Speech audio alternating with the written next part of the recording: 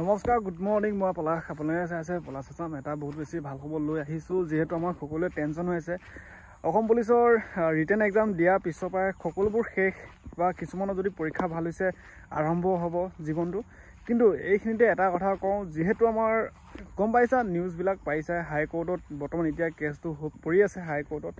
তো কোৰ্টৰ পৰা যিহেতু ফলাফলটো ঘোষণা কৰা নাই, কি হৈছে নহৈছে ঘোষণা কৰিবহে। তো এতিয়া আমাৰ যোনসকলে তেওঁ অসম পুলিচৰ পৰীক্ষা তাৰ মাজতে হৈ গ'ল, যিহেতু পৰীক্ষা ভাল হৈছে বেয়া হৈছে ইমান টেনশ্যন কৰি থাকিব নালাগে, কাৰণ হাইকোৰ্টত পৰাৰ পিছতো হাইকোৰ্টে কিবা এটা হয়তো মানে ঘোষণা কৰাৰ পিছতহে আমি গম পাম। তাৰপিছতে ভাইভা টেষ্ট হ'ব চাগে, আৰু ভাইভা টেষ্ট এই মে' মাহৰ ভিতৰতে পতাৰ কথা কৈছে, যিটো 3rd গ্ৰেড 4th গ্ৰেডৰ। কিন্তু অসম পুলিচৰ কেতিয়াকৈ পাতে সেইটো গম নাপাওঁ। কিন্তু সেই বিহুৰ পিছত মে' মাহত হয়তো ভাইভা টেষ্ট হ'ব যদি হয়, আৰু কোৰ্টৰ পৰা অতি কম দিনৰ ভিতৰতে হয়তো ফলাফলটো ঘোষণা কৰিব। প্ৰকৃততে কেছটো কি হৈ আছে 1:5 লগত, লগতে কাট অফ মাৰ্কৰ লগত, যোনখন ডিষ্ট্ৰিক্টত পষ্ট নাই সেইবিলাকৰ লগত, সেইবিলাক হাইকোৰ্ট চলি আছে। তো সেইবিলাকো দিব। আৰু লগতে আমাৰ এতিয়া বৰ্তমান অসম পুলিচৰ যোনসকলে যিহেতু গম পাইছে ডিষ্ট্ৰিক্ট ৱাইজ কাট অফ যাব, তো মানে নিজৰ নিজৰ ডিষ্ট্ৰিক্টত কিমানজন কেণ্ডিডেটে কিমানজনে ইণ্টাৰভিউ দিছে সেইবিলাক গম পাইছা, কাৰ কাৰ নাম মানে নাম আহিছে অহা নাই পৰীক্ষা দিবলৈ, সেইবিলাক গম পাইছা।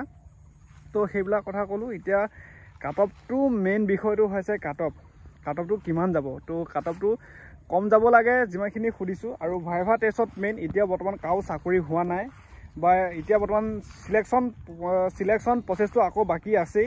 এতিয়া 50% গৈছে চিলেকশ্যন প্ৰচেছ, আৰু 50% আছে মানে ভাইভা টেষ্ট আছে। ভাইভা টেষ্টত পিছতহে তেওঁলোকৰ মেইন লিষ্ট প্ৰকাশ পাব যিহেতু। আৰু এতিয়া বৰ্তমান আমাৰ হাইকোৰ্ট চলি আছে, তো ইমান চিন্তা কৰিব নালাগে। অতি কম দিনৰ ভিতৰতে যোনসকলে যোগ্যতা হৈছে চাকৰিটোৰ কাৰণে চাকৰিটো পাবই। লগতে আৰু এইখিনিতে এটা কথা কওঁ, যোনসকলে অসম পুলিচৰ ফিজিকেল পাছ কৰি কষ্ট কৰিছে, চবেই কষ্ট কৰিছে, তাৰে ভিতৰত যোনসকলক চান্স দিয়া হৈছে পৰীক্ষা দিবৰ কাৰণে, সিহঁতে পৰীক্ষা দিছে, পেপাৰখন চাইছে, এনচাৰ কৰিছে, কিমানটা শুদ্ধ হৈছে কিমানটা ভুল হৈছে সিহঁতে গম পায়। বাকী 2-3জনে আছে এই প্ৰশ্নখন চাই পেলাই, যিহেতু ঘৰে ঘৰে প্ৰশ্নখন দিছে, প্ৰশ্নখন চাইছে, জিকে প্ৰশ্ন সহজ, মেথছ সহজ, তাৰপৰা গ্ৰামাৰখিনি সহজ, তাৰপৰা আকৌ বোলে পানী হৈছে, ৰিজনিং পানী সেইবিলাক কথা কওঁ। 2 ঘণ্টাত তোমালোকেও কৰি চোৱাহঁতি গম পালাহঁতি, বা সেইটো কথা নকওঁৱে। তোমালোকে যদি ভালকৈ ইমান পঢ়া শুনা যদি ক্লিয়াৰ আছিলে, ভালকৈ যদি ফিজিকেল কষ্ট কৰি পেলাই এক্সামটো দিয়াহঁতি গম পালাহঁতি কেনেকুৱা এটা পৰিৱেশ। তো সেইবিলাকত কিছুমানক ডাউন দিব চাইছে যে ইমান সহজ পেপাৰ আহিছে, মই সেইখন পেপাৰ পঢ়াদি মই ডাইৰেক্ট 50 ভিতৰত 50য়ে পালোঁ হয়, এনেকৈ কোৱা মানুহ এতিয়া বৰ্তমান শুনিছোঁ, কাণে কাণে পৰিছে। আৰু সেইকাৰণে কৈছোঁ বেলেগৰ কথা ইমান গুৰুত্ব নিদিবা, নিজে গম পাইছা।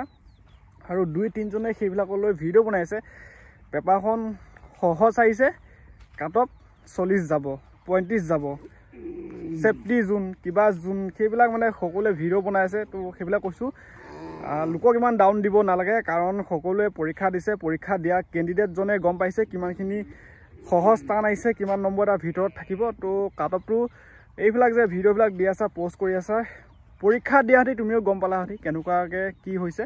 তো সেইখিনিয়ে ক'লোঁ মই, যে পৰীক্ষা কাট অফ লিষ্ট পৰীক্ষাৰ্থীয়ে নিজে গম পাইছে। তো ভাইভাৰ কাৰণে যদি ভিডিঅ' দিয়া, ভাইভাৰ কাৰণে ভিডিঅ' দিয়া, ভাইভাত অমুক কৰিলে তমুক কৰিলে চাকৰিটো পোৱা চান্স থাকিব, সেইবিলাক ভিডিঅ' দিয়া। কিন্তু কাট অফটো অভাৰ কাট অফ দি ভিডিঅ' বনাই এনেই যোনসকলে এতিয়া নম্বৰ এটা পাই থৈছে তেওঁলোকক এনেই ডাউন দিব চাব নালাগে, কাৰণ সকলো মাথাটো বেয়া হৈছে, মগজটো বেয়া হৈছে যে পৰীক্ষা ইমান নম্বৰ পাই থৈছোঁ, আৰু যিহেতু যোগ্যতা হ'লে চাকৰি পাব সেইটো সকলোৱে জানে। কিন্তু তাৰে ভিতৰত যিহেতু ভাইভা টেষ্ট এটা আছে, সেই ভাইভা টেষ্টটোলৈ সাহস দিয়া।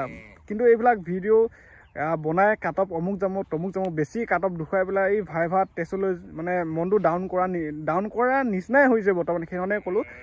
আৰু মই সিমানখিনি নকওঁ, যোনসকলে পৰীক্ষা দিছে সিহঁতে গম পাইছে, বাকী ভিডিঅ' বনোৱা বন্ধ কৰা, কাট অফ ইমান যাব তিমান যাব।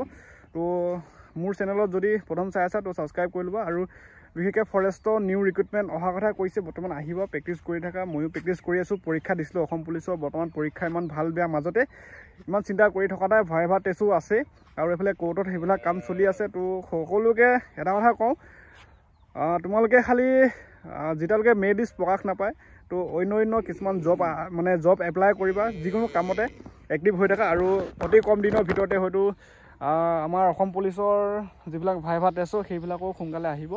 আৰু এই ভিডিঅ'টো এটা কাৰণতে যোনবিলাকে অসম পুলিচৰ পৰীক্ষা দিছে সিহঁতে গম পাইছে কাট অফ কিমান যাব আৰু বাকী কেইজনমানে মানে ভিডিঅ' বনাই আছে কাট অফ ইমান যাব সিমান যাব বহুত বেছি কাট অফ মানে দি আছে তো সেইকাৰণে ক'লোঁ চেনেলটো ছাবস্ক্ৰাইব কৰি ল'বা